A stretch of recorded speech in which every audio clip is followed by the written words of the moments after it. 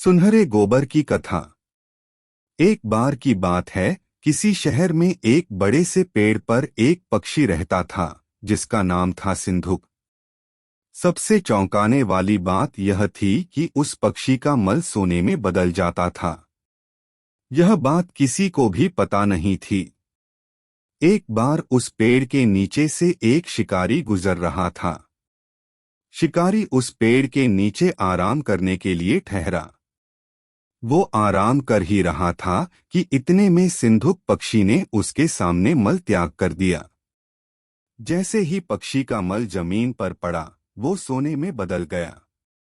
यह देखते ही शिकारी बहुत खुश हुआ और उसने उस पक्षी को पकड़ने के लिए जाल बिछाया।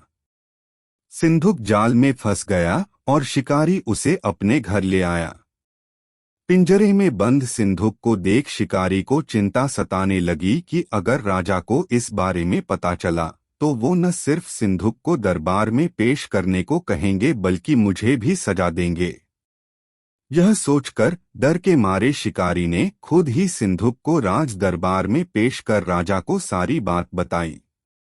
राजा ने आदेश दिया कि सिंधुक को सावधानी से रखा जाए और उसे अच्छे से खाना खिलाया जाए। ये सब सुनने के बाद मंत्री ने राजा को कहा, आप इस बेवकूफ शिकारी की बात पर भरोसा मत कीजिए। कभी ऐसा होता है क्या कि कोई पक्षी सोने का मल त्याग करे? इसलिए अच्छा होगा कि इसे आजाद करने का आदेश दें। मंत्री की बात सुनकर राजा ने चिड़िया को आजाद करने का आदेश दिया। सिंधुक उड़ते उड़ते राजा के दरवाजे पर सोने का मल त्याग करके गया। यह देखते ही राजा ने मंत्रियों को उसे पकड़ने का आदेश दिया, लेकिन तब तक वो पक्षी उड़ चुका था।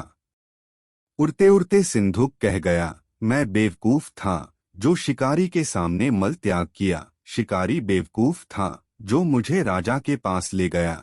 राजा बेवकूफ था जो मंत्री की बात में आ गया।